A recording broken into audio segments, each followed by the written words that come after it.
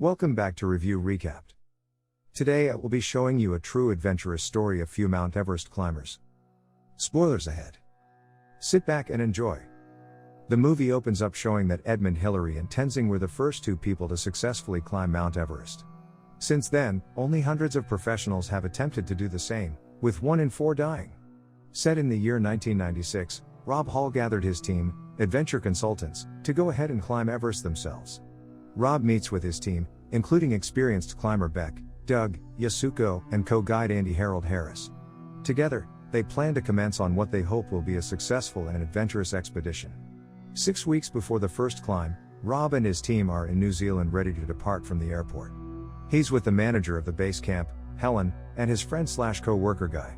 Rob informs his friends that he booked journalist John to do an article on them, which he was going to do for another expedition team, Mountain Madness. Rob later explains to his team the dangerous altitudes and temperatures of the death zone on Everest, which they hope to get past quick enough before things get really messy. Before boarding the plane, Rob says goodbye to his pregnant wife January. Rob promises to return home before the birth. Jan later sends him a message to let him know that they'll be having a girl. The expeditions make it to the bottom of the mountain before heading on up toward the base camp. There, Rob runs into Scott, the leader of Mountain Madness. He's a bit peeved at Rob for getting John to move to their expedition, but is still on fine terms. Later, Rob introduces the team to the camp's Dr. Caroline. She and Rob remind the climbers of the lack of oxygen at the top of Everest, as well as the dangers of hypothermia and hypoxia. We see clips of climbers suffering to the cold and dying. Beck calls his wife Peach from the base camp after he forgot to send her a message for their anniversary. She doesn't like him climbing mountains and has stated that she'd divorce him if he ever climbed another mountain. He didn't listen.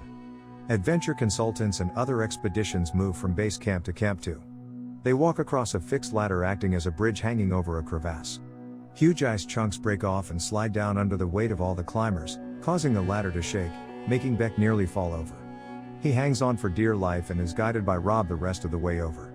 Facing some concerns, Rob suggests to Scott that they join their expeditions together to get to the top safely, and to ascend at a later date.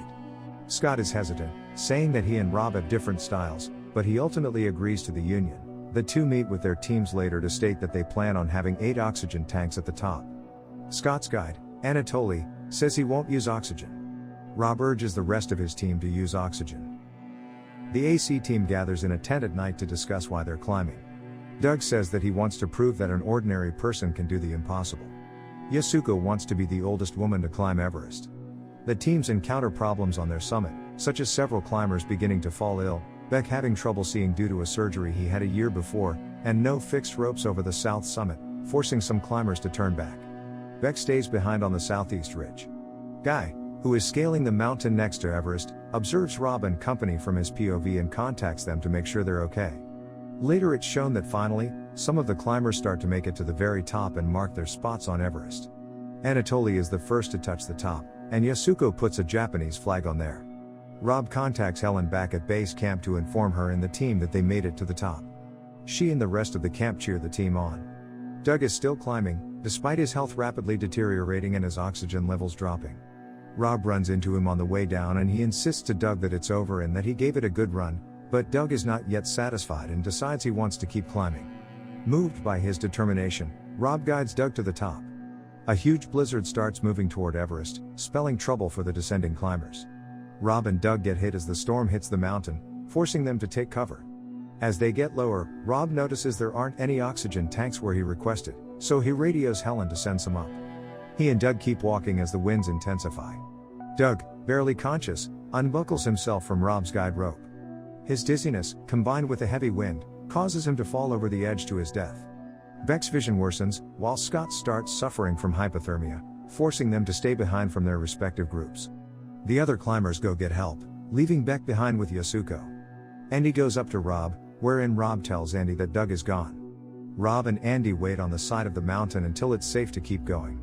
Unfortunately, Andy begins to feel the hypoxia, making him believe he's overheating, and he removes his clothes, leading to his death. Helen, sitting in the tent with Caroline and Guy, who has come to join the camp, radios Rob and urges him to keep moving downward. He tells her that his hands and feet are frozen, and also that Doug and Andy are dead, bringing everyone in the tent to tears. Helen calls Jan and gets her to talk to Rob by putting the phone next to the walkie-talkie. Jan encourages her husband to get down safe, reminding him that he has to return for the birth of their baby. Rob is told by Helen that the people meant to bring him the oxygen tanks aren't coming because of the terrible conditions. He tries to keep moving on his own, but even he knows he can't make it in his condition. He falls over and calls Helen again. She calls Jan again so that she can speak to him one last time. He tells her he is comfortable, and asks how Sarah is doing. Jan tearfully agrees to call her Sarah. Rob's last words to her are "Sleep well, my sweetheart. Please don't worry too much." Rob passes away under the snow and ice. Scott succumbs to the cold and lies in the snow to die. Yasuko has also died next to Beck's side. Helen calls Peach to tell her that Beck never returned to camp, which she must in turn tell her kids. Beck, however, despite being frostbitten, partially blind, and almost totally frozen, starts to get up and slowly head on back to camp. John spots him and radios Helen to let her know that Beck is alive. She in turn calls Peach to tell her the news. Together, they get a helicopter to fly up and bring Beck back. The helicopter is almost brought down by the winds and extra weight, but they succeed in bringing him down where he gets heated up. Helen and the other climbers return home. They are seen meeting Jan at the airport and tearfully hugging her. Beck also returns home and hugs Peach. The movie ends showing Rob's body, frozen and almost completely covered in snow. The final text states that Rob's body is still up on Everest alongside the others that perished. We see photos of the real Rob, Doug, Andy, Yasuko, and Scott. Beck lost his nose and both hands due to frostbite. Jan gave birth to a girl, whom she named Sarah. We then see a brief video clip of the real Sarah Arnold Hall. Thanks for watching. Make sure to subscribe and turn on notifications and help us to grow.